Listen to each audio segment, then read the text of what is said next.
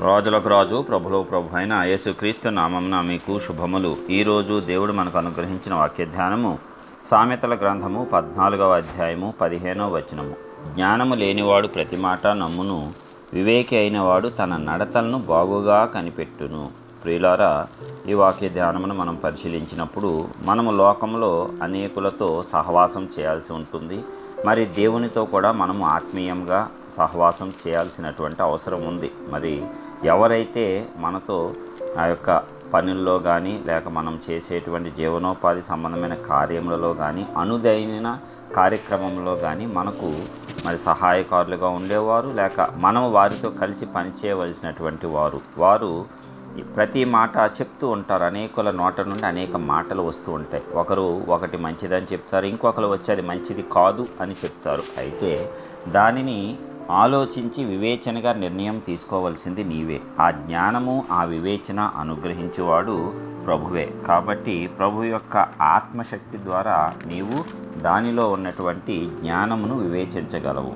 అందుకే జ్ఞానము లేనట్లయితే ప్రతి మాట నమ్మి నిర్ణయము తీసుకోలేక నీ యొక్క జీవితాన్ని చిందరవందర చేసుకునేటువంటి అవకాశం అధికంగా ఉంది. అందుకే అనేకులను నీ ఎదుటికి అపవాది తీసుకొని వస్తాడు. వారు చక్కని మాటలు చెప్తారు, నీ మీద ప్రేమ ఉన్నట్టు చూపిస్తారు. అయితే నిన్ను వంకర మార్గాల్లో వారు నడిపిస్తారు. వారికి నచ్చిన ఆలోచన నీ మీద రుద్దటానికి వారు ప్రయత్నం చేస్తారు. అప్పుడు నీ వివేచన శూన్యమైపోయి నీవు మృగము వంటి వాడవైపోతావు. నీవు ఆలోచన తీసుకుంటలో ఏమాత్రము కూడా విజయం సాధించవు. అవి చెడ్డ ఆలోచనలు, చెడ్డ తలంపుల ద్వారా వచ్చిన నిర్ణయాలు కాబట్టి అవి నిష్ఫలమైపోతాయి. తర్వాత నీవు బాధపడతావు. అందుకే జ్ఞానము లేనివాడే ప్రతి మాట నమ్ముతాడంట. ఎవడు ఏది చెప్పినా నమ్మేసేవారు ఎవరు?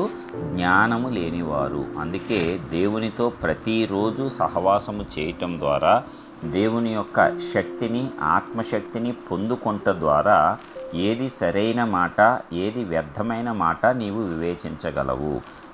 అందరూ చెప్పింది వినాలి, కానీ నిర్ణయం నీవు మాత్రమే తీసుకోవాలి. కాబట్టి ఆ నిర్ణయము తీసుకునేటువంటి జ్ఞానము నీవు దేవుణ్ణి అడగాలి. సొలొమోను అడిగింది ఇదే. ప్రజలు నా యొద్దకు వస్తారు, అనేకమైన న్యాయ తీర్పులు, ఇంత గొప్ప జనము, ఒకటి చెప్తాడు, ఇంకొకటి చెప్తాడు. ఎవడిది న్యాయమని నేను తీర్చాలి?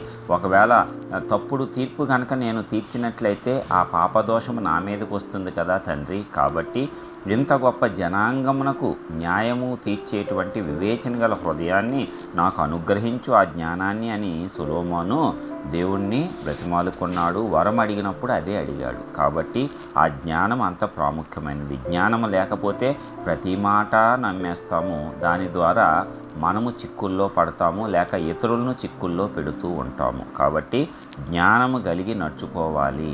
లోకంలో చెప్పే ప్రతి మాటను నమ్మటము అనేది అజ్ఞానం అవుతుంది. కాబట్టి అలాంటి అజ్ఞానముని ఈరోజే తొలగించుకుందాం. వివేకి అయిన వాడు తన నడతలను బాగుగా కనిపెట్టును. మొట్టమొదట మన ప్రవర్తన చూసుకోవాలి. ఇతరులను ఆక్షేపించే ముందు మన ప్రవర్తన చూసుకోవాలి. సరైనదిగా ఉందా లేదా దేవుని ఎదుట అనేది నీవు చూసుకోవాలి. అది నీ యొక్క వివేకము. తన నడతను బాగుగా కనిపెట్టుకున్నవాడు వివేకి, ఇతరుల నడతలను కనిపెట్టువాడు కాదు. అందుకే దేవుడు అంటాడు, వేషధారి మొదట నీ కంటిలో ఉన్న దూలమును తీసుకో, తర్వాత ఎదుటివాని కంటిలో ఉన్నటువంటి నలుసు నీకు బాగుగా కనబడుతుంది అని. కాబట్టి వివేకి అయిన వాడు తన నడతలను బాగుగా కనిపెట్టుకుంటాడు. తన ప్రవర్తన అంతటి మీద దేవుని అధికారానికి ఒప్పుకోవాలి. అప్పుడు ఆ ప్రవర్తన చక్కగా ఉంటుంది, ఆ నడత మంచిగా ఉంటుంది. నీవు చక్కగా నడిచినట్లయితే ఇతరులు నిన్ను చూసి చక్కని మార్గాల్లో నడవటానికి అవకాశం ఉంది. కాబట్టి వివేకిగా నీ యొక్క నడతలను బాగుగా కనిపెట్టు. వారి నడతలు, వీరి నడతలు నీవు ఆక్షేపించటం ఆపివేయి. కాబట్టి దేవుడు చెప్తున్నటువంటి గొప్ప మాట, జ్ఞానము కలిగి మరి ప్రతి మాటను నమ్మకుండా దేవుని జ్ఞానంతో ఏది మంచి మాట, ఏది మంచి మార్గమో తెలుసుకోవాలి. అలాగే మొదట మన ప్రవర్తనను సరిచేసుకొని వివేకము కలిగి జీవించాలి. ఇది దేవునికి ఇష్టమైన మార్గము. ఈ మార్గంలోనే మనమందరము జీవించటానికి ఆ పరిశుద్ధాత్మ దేవుడు మనకు శక్తి, ప్రేమ, ఇంద్రియ నిగ్రహం గల ఆత్మను బలపరిచి స్థిరపరచునుగాక. ప్రార్థించుకుందాం. మహోన్నతుడా, గొప్ప దేవ, ప్రియ పరలోకపు తండ్రి, మీ ఘనమైన శ్రేష్టమైన నామానికి వందనాలు చెల్లిస్తున్నాం. ఇప్పటివరకు అత్యద్భుతంగా కాచి కాపాడిన విధానం అంతటిని బట్టి మీకే వందనాలు.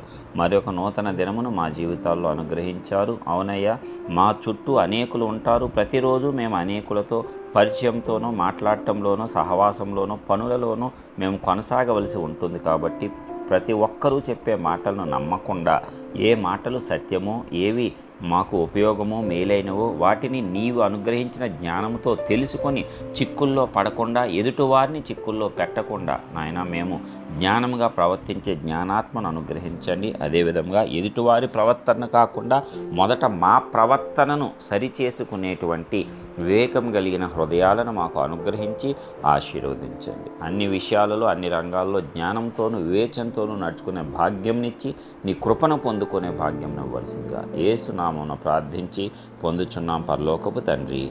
ఆమేన్.